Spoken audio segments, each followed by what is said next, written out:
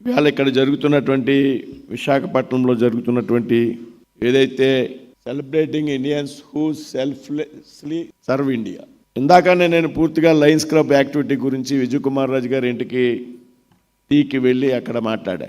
Lions క్లబ్కి సంబంధించి అనేక సమావేశాల్లో పాల్గొన్నాను.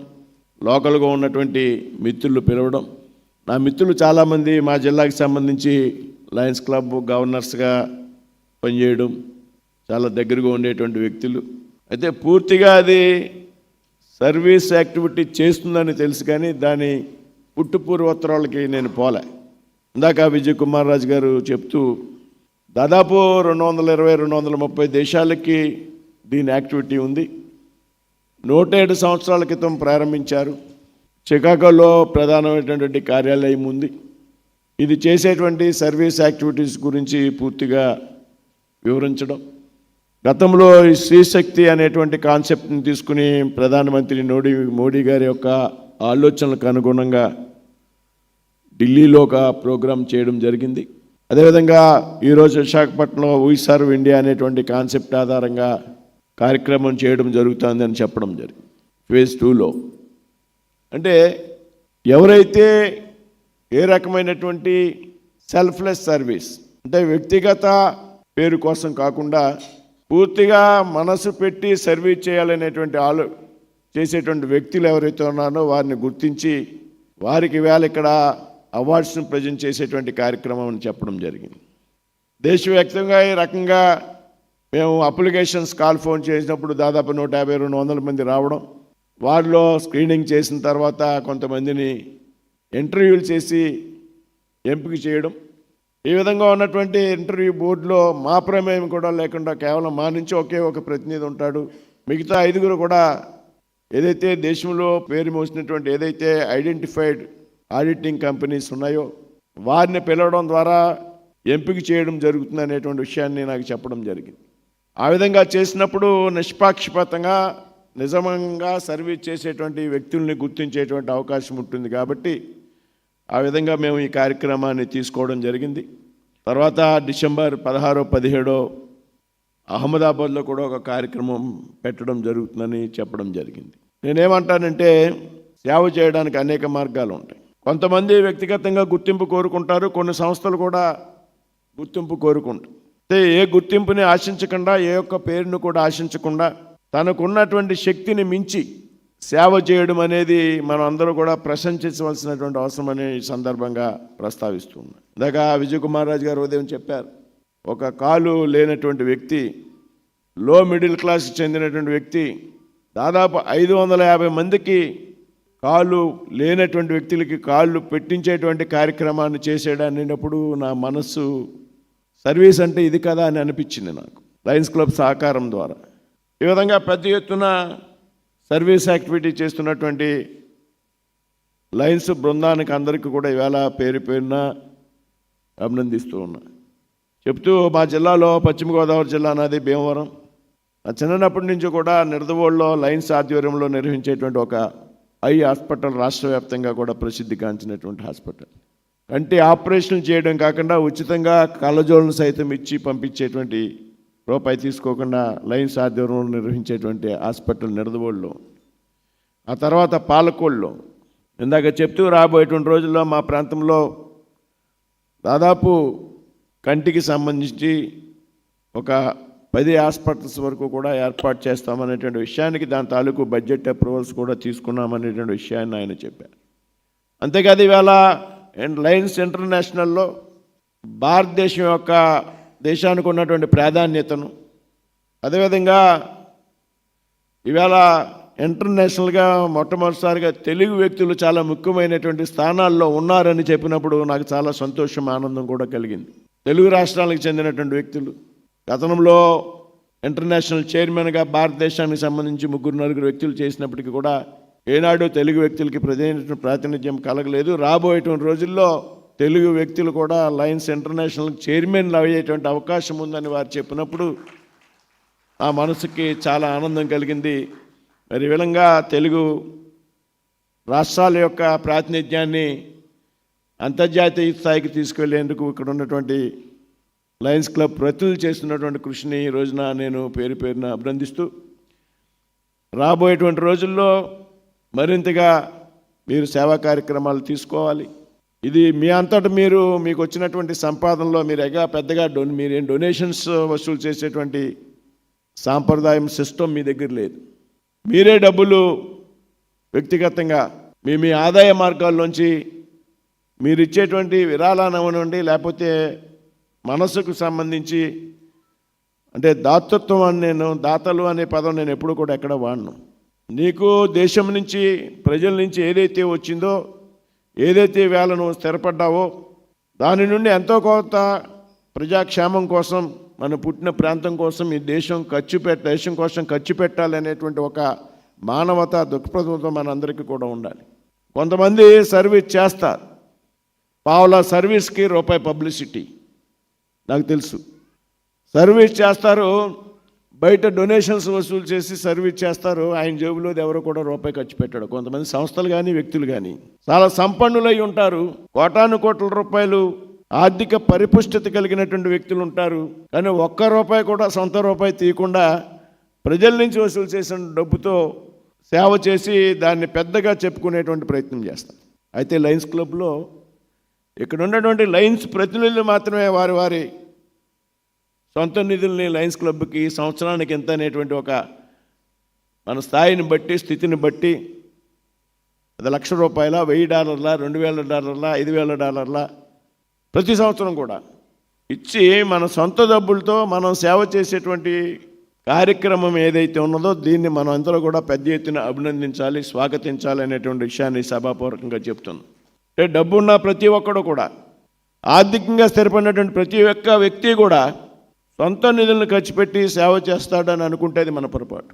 ఆర్థికంగా చాలా తక్కువ స్థాయిలో ఉన్నటువంటి వ్యక్తులు, మనసును పెట్టి ఆలోచించేటువంటి వ్యక్తులు, వారి సంపాదన చాలా తక్కువ స్థాయిలో ఉన్నా కానీ మనసులో ఉన్నటువంటి ఆలోచనలకు అనుగుణంగా వారి యొక్క దాతృత్వాన్ని, వారి యొక్క సేవని కొనసాగించేటువంటి వ్యక్తులు చాలామంది ఉంటారు. వారందరికీ స్ఫూర్తి వేళ లయన్స్ క్లబ్ ఈ రకంగా చేసేటువంటి కార్యక్రమం భవిష్యత్తులో కూడా మీరు రకమైనటువంటి చేసేటువంటి కార్యక్రమాలకి ఇక్కడ ఉన్నటువంటి ప్రతినిధులందరికీ కూడా చెప్తూ ఉన్నా.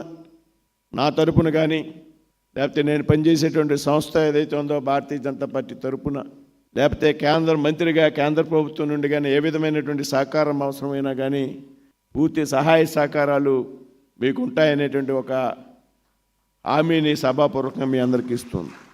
ఇది పిలిచారు కాబట్టి, మాట్లాడుతున్నాను కాబట్టి ఇచ్చేటువంటి హామీ కాదు. నాకు ఊరికే హామీలు ఇచ్చేటువంటి అలవాటు లేదు. ఏదైతే చెయ్యాలో ఆ మాట నుంచే ఆ మాట డయాస్ మీద చెప్పేటువంటి అలవాటు ఉన్నటువంటి వ్యక్తిని. నేను కూడా సేవా మార్గాన్ని ఎంచుకున్న కారణంగానే ఈరోజు ఈ స్థితిలో ఉన్నానటువంటి విషయాన్ని మీ అందరికీ కూడా చెప్తున్నాను. చాలామంది కొత్త వ్యక్తులు ఉన్నారు కాబట్టి.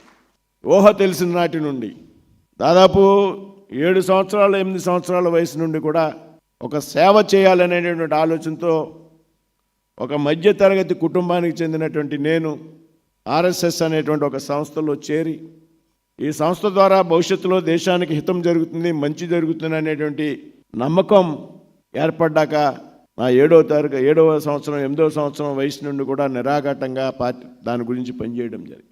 సర్వీస్ మినహా వేరే ఆలోచన లేదు. సర్వీస్ను ప్రజలు గుర్తిస్తారనేటువంటి విషయం కోసం ఇవన్నీ నేను చెప్తున్నా. అదేవిధంగా ఆ తర్వాత కాలంలో ఆర్ఎస్ఎస్ సంబంధించి విద్యార్థి సంఘాల్లో, ఆ తర్వాత కాలంలో కళాశాలలో ప్రవేశించాక భారతీయ జనతా పార్టీకి దేశంలో 2 పార్లమెంట్ స్థానాలు ఉంటే భవిష్యత్తులో భారతీయ జనతా పార్టీ అధికారంలోకి వస్తుంది అనేటువంటి నమ్మకం ఈ దేశంలో ఏ ఒక్కరికి లేదు, మా పార్టీ వ్యవస్థాపకుల్లో కూడా లేదు. కాకపోతే ఆ రోజుల్లోనే దేశానికి ప్రపంచంలో భారతదేశపు యొక్క కీర్తి ప్రతిష్టలు ఎదగాలంటే ఎప్పుడో భవిష్యత్తులో భారతీయ జనతా పార్టీ ద్వారా మాత్రమే సాధ్యమవుతుందనేటువంటి విషయాన్ని గ్రహించి 2 పార్లమెంట్ సభ్యులు ఉన్నప్పటి నుండి కూడా ఆ పార్టీలో పనిచేసినటువంటి వ్యక్తిని. కానీ ప్రజలతో కలిసి మమేకమై పనిచేయడం, మధ్యతరగతి కుటుంబానికి చెందినటువంటి వ్యక్తినైనా కానీ ఇంట్లో తల్లిదండ్రులు పాకెట్ మనీకి ఇచ్చినటువంటి డబ్బుల్లో 70% 80% ప్రజల కోసం చదువుకునేటువంటి రోజుల్లో. అదేవిధంగా నేనంటూ వ్యాపారాలు ప్రారంభించాక నాకు వచ్చేటువంటి ఆదాయంలో 50-60% ప్రజల కోసం, నేను పనిచేసేటువంటి ఆర్గనైజేషన్స్ కోసం, ఈ విధంగా నేను ప్రజలతో కలిపి సేవా కార్యక్రమాల్లో పెద్ద ఎత్తున పాల్గొనడం వల్ల మాత్రమే నన్ను పార్టీ గుర్తించింది. నా దగ్గర డబ్బు లేనప్పటికీ కూడా నాకు పార్లమెంట్ టికెట్ ఇచ్చింది. డబ్బు లేదంటే ఎన్నికల్లో పోటీ చేసి ఖర్చు పెట్టేదంటే స్తోమత లేదు. ఆర్గనైజేషన్స్లో పనిచేస్తున్నాం, సొంత డబ్బులు ఖర్చు పెడుతున్నాం, రాత్రి పగళ్ళు తిరుగుతున్నాం. ఎమ్మెల్యేలు ఎంపీలు అవడం కోసం తిరగల. ఈ పార్టీలో సేవను మార్గంగా ఎంచుకున్నాం. దేశం యొక్క హితం కోసం పనిచేసాం. బలమైనటువంటి భారతదేశ నిర్మాణంలో మనం అంతా కూడా భాగస్వామ్యం కావాలి అనేటువంటి ఆలోచనతో పనిచేసాం.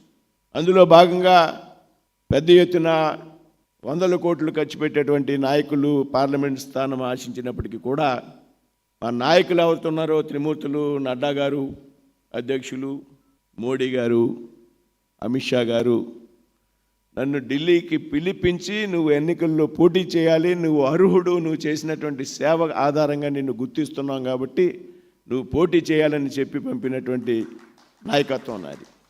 పోటీ చేస్తే ఇదంతా ఎందుకు చెప్తున్నానంటే ప్రజలు ఏ విధంగా గుర్తిస్తారు అనేటువంటికి మనం అనుకుంటాం. ఫ్లెక్సీలు కట్టుకుని, బ్యానర్లు కట్టుకుని, రూపాయి ఖర్చు పెడితే 150 రూపాయలు పబ్లిసిటీ చేసుకుని, నాకు అటువంటి వ్యక్తులతో కూడా పరిచయాలు ఉన్నాయి. 5 లక్షల రూపాయలు డొనేషన్ ఇచ్చి 10 లక్షల రూపాయలు పబ్లిసిటీకి చేసినటువంటి నాయకులు నాకు తెలుసు. ప్రజల్లో పెద్ద ఎత్తున స్పందన.